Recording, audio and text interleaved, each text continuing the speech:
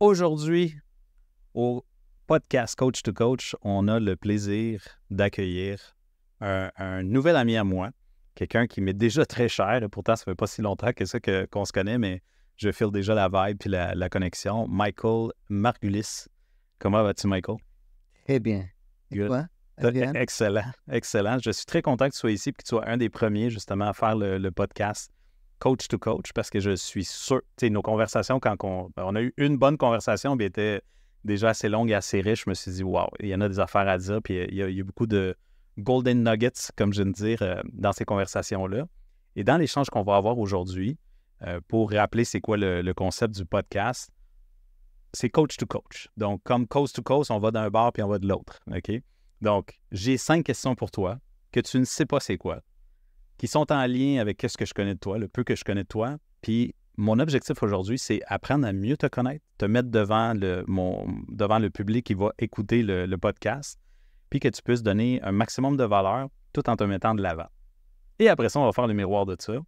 Puis je vais me faire poser des questions que je ne sais pas c'est quoi. Puis ça se peut que ce soit challengeant ou pas, je ne sais pas, on verra. Est-ce que tu es prête au challenge? Je suis.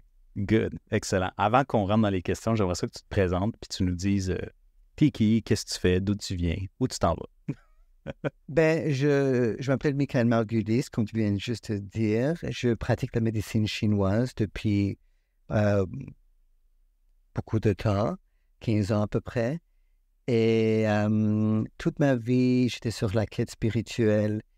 Et il y a 12-13 ans, j'ai trouvé un enseignement qui s'appelle l'éveil du cœur illuminé. Puis j'étais aux États-Unis, puis je me suis fait former là-dedans, puis j'ai devenu professeur finalement, puis j'ai eu la grâce d'enseigner plus que 60 stages. C'est des stages de 4 jours. Et c'est super profond, puis ça change la vie de personnes. Ça m'a beaucoup changé la vie. Il n'y a pas une journée que je ne me sens pas la grâce de partager ce stage-là, très expérientiel. Et mon but dans la vie, c'est toujours de vivre plus dans mon cœur et de émaner plus une conscience du cœur. Et d'aider les personnes à faire la même chose.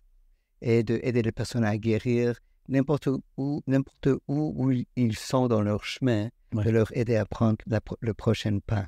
Yes. Peut-être que je vais leur aider avec le prochain pas après ça, mais peut-être pas. Ouais. Mais au moins de leur aider dans un pas. Ouais.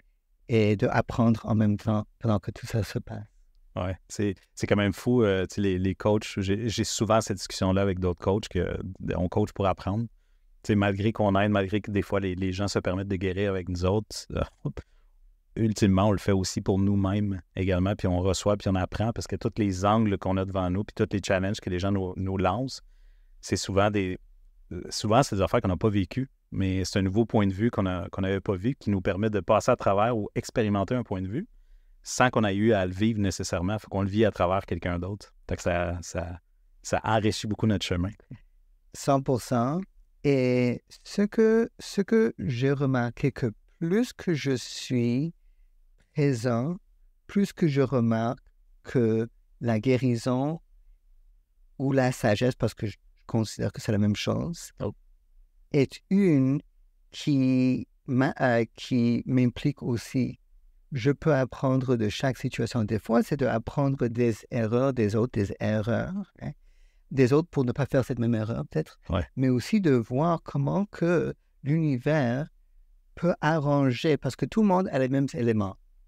Si tu es dans la médecine chinoise, tu vas dire 5 éléments. Si c'est autochtone, c'est 4 éléments. Si c'est une scientifique, c'est 200 et quelques éléments. Mais tout le monde a les mêmes éléments et toutes les créations sont faites des mêmes éléments, mais arrangées de façon différente. Alors que de voir comment que l'univers peut arranger une personne dans ce même élément, nous permettre de nous connaître, parce qu'on les a tous, et après de connaître l'univers de plus en plus.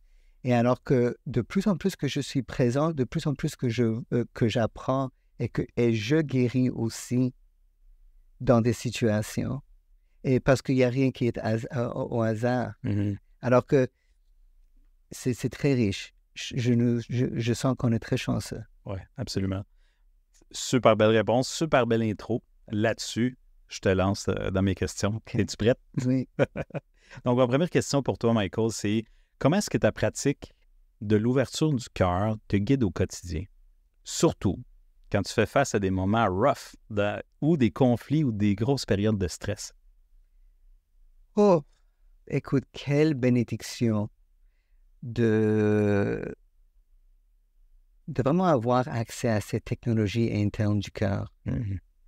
Parce que le monde externe qu'on peut capter avec nos 5 sens externes, c'est toujours au mieux une vérité relative. Et c'est toujours une illusion. D'ailleurs, nos 5 sens externes sont à la base créés pour nous garder en illusion. Mm-hmm. Et alors que quand le monde externe arrive, puis il y a quelque chose qui est très difficile, quand on est dans le mental est dans le cerveau, donc qui est en dualité, et il va avoir vie et non-vie. Donc, tout ce qui est déplaisant pour l'ego va conduire à la mort éventuelle. Ouais. Donc, l'ego veut toujours éviter tout ce qui est déplaisant parce que même autre vie antérieure, il n'était pas en train de... l'ego n'était pas à l'affût de tout, puis oups, il y avait la douleur, ça menait à la mort, puis nota bene, il faut toujours que j'évite la douleur. Ce qui est douleur. Ouais. Mais de descendre du mental dans le cœur, de pouvoir avoir l'expérience de paix et amour qui est inchangeante, inconditionnelle. C'est toujours ça. C'est toujours ça. Ouais. Tous les jours, 24 heures par même Noël. Et même dans le trafic. Même dans le trafic. Même dans le conflit. Même dans un aéroport, puis t'es tard.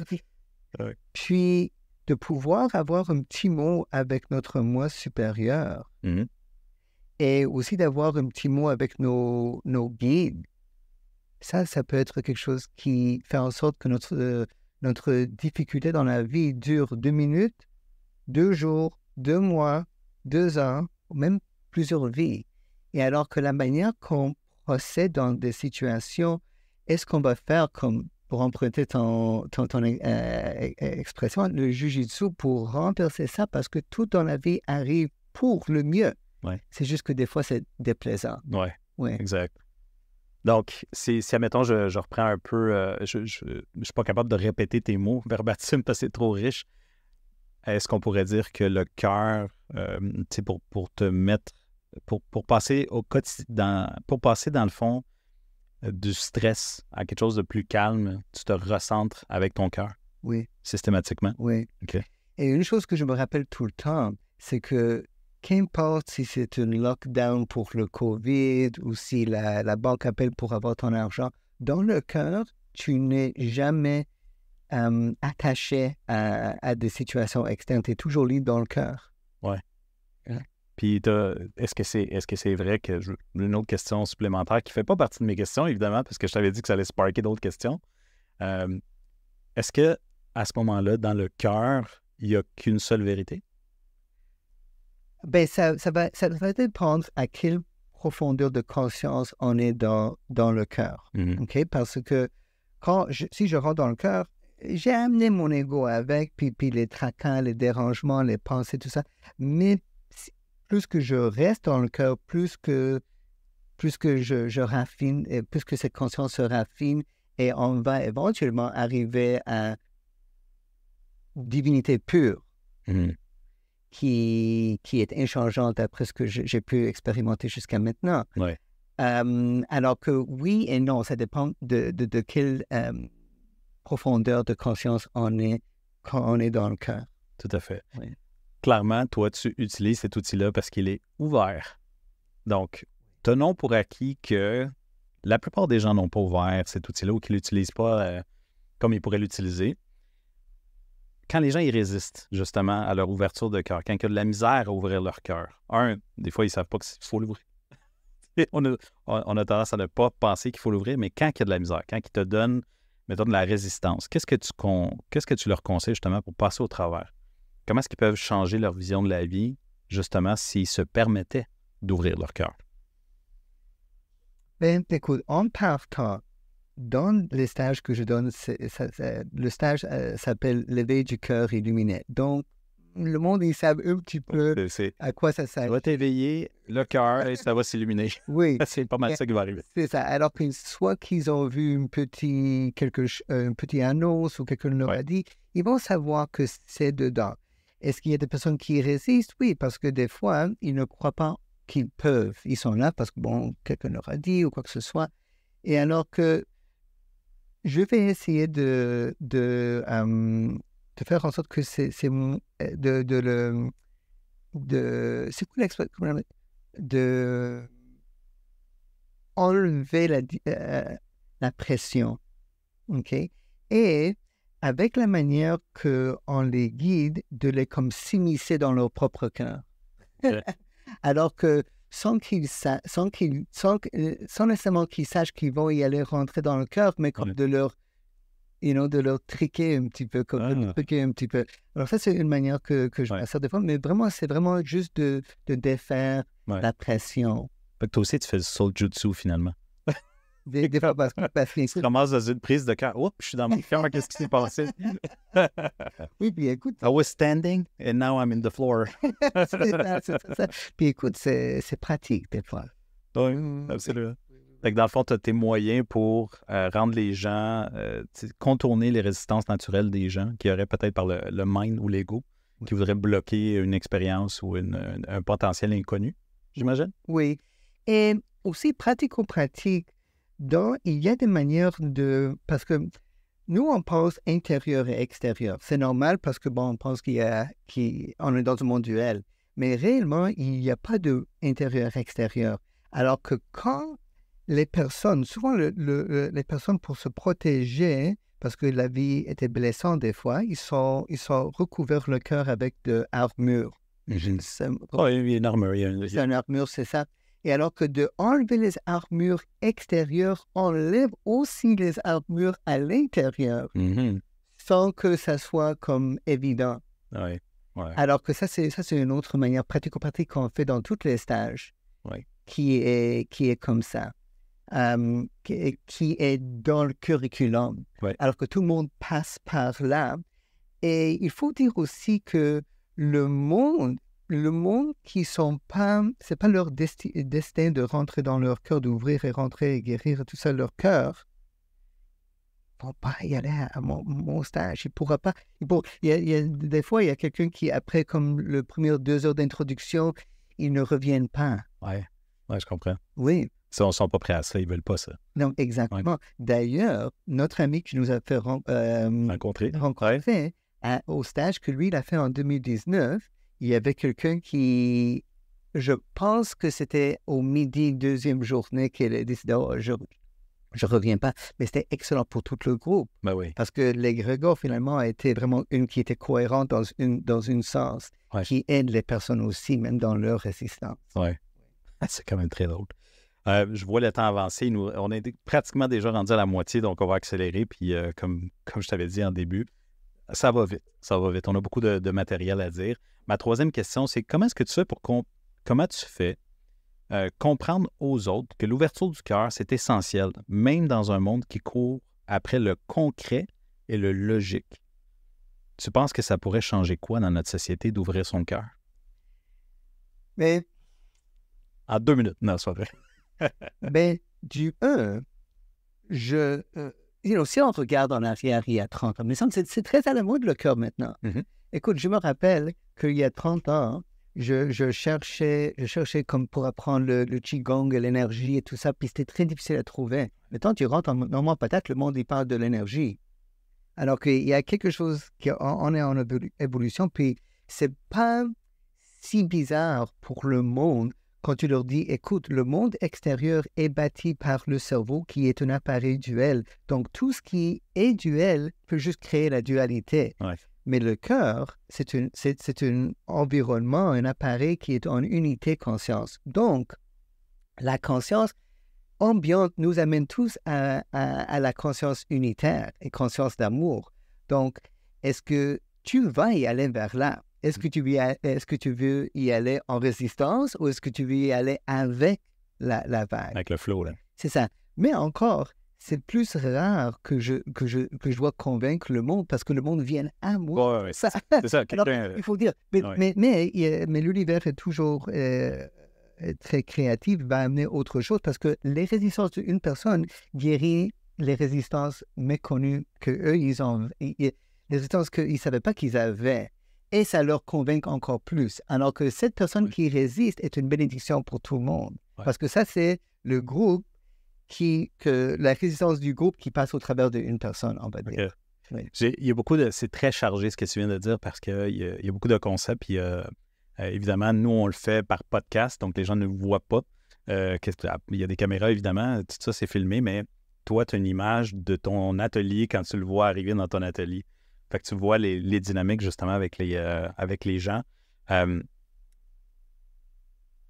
voulais juste dire ça. Il n'y avait rien derrière. Oui. Simplement. C'est juste que des fois, c'est vrai que le changement qui peut se passer chez quelqu'un impacte tout le monde. Les gens ne s'en rendent pas compte, mais tout est connecté. Tout le monde est connecté. 100%. Et d'ailleurs, quand la personne, que des fois, il y a quelqu'un que 3 jours sur 4, il faut que je le traîne avec moi. Puis, jour 4, il y a quelque chose qui arrive, puis il fait une blast-off. Ouais. Et écoute, ça inspire tout le monde parce que c'est inspirant. Oui, exactement. C'est extrêmement inspirant. Ouais. Et alors que chacun, il a vraiment, vraiment sa part. Même les personnes qui, on va dire qu'ils traînent la patte un petit peu, ça, c'est leur contribution. Absolument. C'est tellement drôle que tu dises ça parce que dans ma dernière cohorte, puis Guillaume peut attester, il y a un des participants, j'étais là, lui, il va être le hard cookie, celui qui va être difficile à break ou celui qui va me donner un petit peu plus de challenge. Non, c'est le premier qui s'est lancé en vulnérabilité devant tout le monde. J'ai fait, wow, OK. Premier lancé dans l'eau, il dit, OK, moi, je commence le bal, boum, je me lance. Puis là, j'étais surpris de, justement, bon, tu vois, je me suis créé une idée, une histoire dans ma tête qui était encore une fois pas vraie, puis j'avais aucune façon de juger de ça. Puis deuxième, ça l'a donné la permission à tout le monde parce que j'avais parlé de ça à d'autres gens. J'avais dit, tu sais, il y a des gens plus ouverts, il y a des gens plus fermés, il y en a un que je pense que... J'avais moi-même créé cette histoire-là en co-création avec les gens. Fait que quand ils ont vu que c'était lui qui s'est lancé en premier, qu'est-ce que tu fais quand tout d'un coup, la personne, tu pensais qu'elle allait être le dernier et le premier? Là, ça fout, ça te met dans l'embarras de, OK, ben il faut que je saute après lui, là. C'est comme, let's go. Ben oui, ça a établi une tonalité comme plus élevée. Oui, exactement. Exactement. Puis cette tonalité-là n'a pas descendu, donc ça part fort. C'est parti fort, puis c'est resté fort. C'est allé beaucoup plus haut, beaucoup plus rapidement que ce que je pensais. Puis tu vois, les cohortes que j'accompagne sont 12 semaines au début, puis après ça, on a de l'exécution pendant 12 autres semaines. Mais après 2 semaines, il y avait des résultats très, très tangibles chez les gens qui faisaient comme « OK, ça peut aller vite si tu veux que ça aille vite, si les gens se permettent. » Oui. Ma quatrième question pour toi. Pour toi, c'est quoi le but de la vie? Et comment est-ce que la spiritualité et l'ouverture du cœur nous aident à arriver à ce but-là? Bien, le but de la vie, je dirais, de s'en rappeler qui on est réellement et de vivre à partir de cette vérité. Parce que même si ma mère m'appelle Michael et tu m'appelles Michael et les autres aussi, je suis Michael, mais je suis beaucoup plus que Michael. Donc, de ouvrir cette limitation d'être Michael, alors que dans un sens, Michael, c'est comme la pointe du harpon de toutes mes autres vies, parce que j'amène une certaine sagesse. Ouais. Mais il y a, dans le cœur, je vais savoir qui je suis réellement. Et ça peut être pratico-pratique avec accès à nos archives akashiques. Alors que archives akashiques, c'est comme, juste rapidement dit, c'est les mémoires de toutes les pensées, gestes et mots qu'on a pu dire depuis notre individualisation en tant qu'une âme, qui peut être même avant qu'on est venu sur Terre, depuis qu'on était craché par Dieu, si tu veux. Ouais, le registre de ton âme, là. C'est ça, exactement.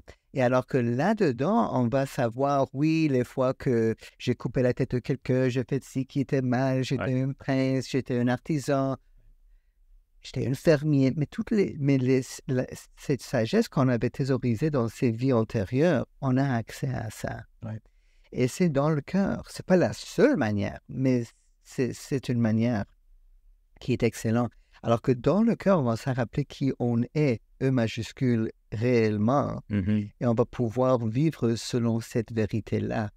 Comme il y a très souvent quelqu'un, il va être des fois, c'est peut-être d'une même manière, quelqu'un lui dit quelque chose, il est une starseed. C'est l'expression, c'est starseed. Ouais. Et alors que immédiatement, il dit « Oh, wow! » Puis hop, il peut commencer à canaliser.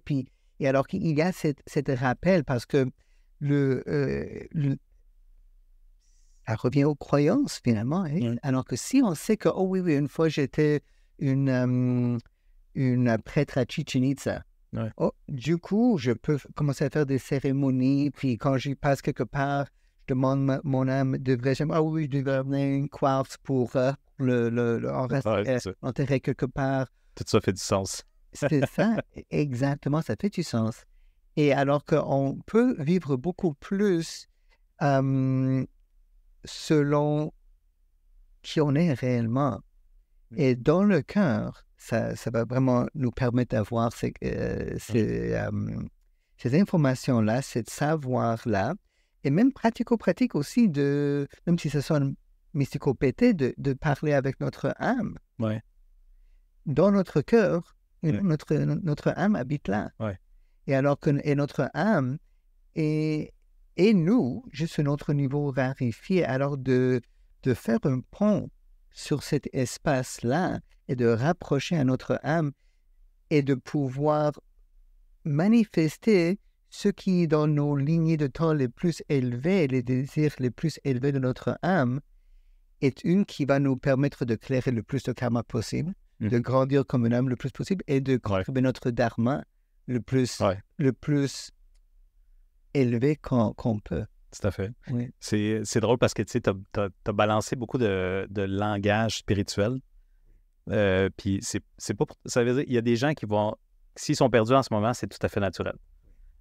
Parce qu'à un moment donné, il y a une mécanique, même dans la spiritualité. Tu sais, dans le domaine spirituel, ce qu'on définit comme étant spirituel, même si tout est spirituel, on fait une segmentation de ce domaine-là où est-ce qu'on parle de karma, dharma, on parle de cœur, on parle de chakra, on parle d'énergie. Il y a plein de langages, dans le fond, qu'on utilise là-dedans. Mais quand toi, tu parles, puis moi, je t'entends, moi, je vois la mécanique. Ça, c'était pas mon don à moi, mais le talent, puis à quoi je suis né, c'est connecter cette mécanique-là ensemble. Puis pour moi, c'est comme, tout ça est mécanique, c'est bien correct. C'est comme, everything works. C'est simple quand tu connais la mécanique. C'est absolument what the fuck quand tu connais pas la mécanique. Oui. C'est vraiment... Puis ça me fait penser un peu à l'exemple que j'aime donner, c'est, tu sais, si tu te bats contre quelqu'un qui fait du jujutsu, par exemple, il sait comment te mettre à terre parce qu'il connaît toute ta mécanique. Il sait comment ton genou va plier, dans quel sens il va plier facilement, dans quel sens il plie pas, c'est quoi la force que ça prend pour le casser. Tu sais, comme, il y a toujours un mécanisme qui fait en sorte qu'il sait c'est quoi les angles de déséquilibre, comment utiliser la gravité contre toi. Et ça, c'est pas à réinventer tout le temps. C'est à savoir une fois. Tu l'apprends. T'sais. Ce que j'aime de ton approche, c'est que tu apprends aux gens comment aller dans le cœur. Oui, éveil du cœur et il y a l'illumination dedans, peu importe c'est quoi le marketing qu'on met derrière les mots, mais tu fais de la mécanique. C'est de mon point de vue. Oui. Et c'est très important parce que la mécanique démystifie les choses. Ouais. C'est ça. Et c'est très important parce que plus quelque chose est mystifié... Démystifié, oui. Pardon? Démystifié parce que c'est du mystique. Souvent, si ça reste dans le mystique, ça reste dans ce cadre-là mystique, tu ne vas pas y aller dedans. C'est pas sexy d'étudier du mysticisme.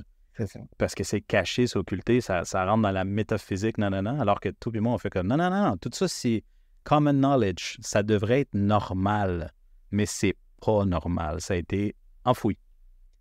Toi puis moi, on fait comme non. Il faudrait que ce soit normal, mainstream. Tout le monde devrait savoir ça. Puis là, tu vas arrêter de souffrir si tu le savais. Tu vas pouvoir jouer avec. C'est ça. Et non seulement le démystifier pour ça, mais aussi parce qu'on est dans un monde qui est illusionnaire et on est juste là-dedans pour transcender cette illusion. Donc, s'il y a quelque chose qui est comme mystique et comme c'est comme peut-être aussi, c'est une question de croyance que si quelque chose est mystique, je n'ai pas accès, donc je ne pourrai pas. Mais quand on le démystifie, on sort de l'illusion et on le rend quelque chose qui est faisable. Oui, absolument. Oui, parce que c'est faisable, parce que, Ouais. parce que tu es une âme. Ouais. Point. Donc, pour répondre rapidement à la question numéro 4, qui était justement le but de la vie, est-ce que le but de la vie, c'est de se sortir de l'illusion? Est-ce qu'on pourrait dire ça? Oui. Ouais. Transcender cette illusion. Transcender l'illusion? Oui. OK. Peu importe comment qu'on le fait, là, parce qu'il y a plein de moyens de le faire. Là. Et de le faire en joie. Ah, OK. De le faire en joie. En joie. OK. Oui. Donc, pas besoin de souffrir, c'est ça? Non, C'est ça que tu me dis? Pas besoin de kicking and screaming, pas besoin. Non, pas besoin de souffrir. Ah, c'est drôle. J'avais dit à quelqu'un, une fois que tu as compris une fois que tu as compris c'est quoi la souffrance, tu l'as vécu, es-tu obligé de la vivre 30 ans pour continuer à comprendre ou tu l'as compris? Des fois, tu as juste besoin d'une minute de souffrance. Une fois que tu l'as compris, let me tell you something. Ça va être la même affaire pendant 30 ans. Là. Mais oui, parce qu'il y a Tu peux sortir de ça. Là. Ouais. Tu peux avoir de la douleur pendant 30 ans, puis c'est correct, mais tu n'es pas obligé de souffrir pendant 30 ans. Fait que ça, c'est un autre concept pour un autre épisode. 100%. Donc, il nous reste à peu près 3 minutes. Si tu avais un seul conseil à donner à tout le monde, ça serait quoi? Puis pourquoi tu penses que c'est super important le conseil que tu donnes? C'est de vivre selon la vérité de notre âme. OK. Alors que concrètement, je me pose cette question-là la journée longue. Est-ce que c'est selon mon plus grande éthique, mon plus grande sagesse et mon plus grand savoir, qui inclut intuition? Savoir viendra de l'âme. Et alors que, est-ce que je suis en train de choisir et vivre selon ces 3 critères-là? Ouais. C'est deep. J'aime ça. Michael, ce fut un grand plaisir de te recevoir. J'espère qu'on va avoir d'autres occasions de se reparler, peut-être dans un épisode part 2. Puis la prochaine étape, ça va être le back and forth. On est allé dans ton coast, mais maintenant, on va revenir dans mon coast. Super. La coach to coast. Pour moi, c'était un grand plaisir aussi. Merci beaucoup.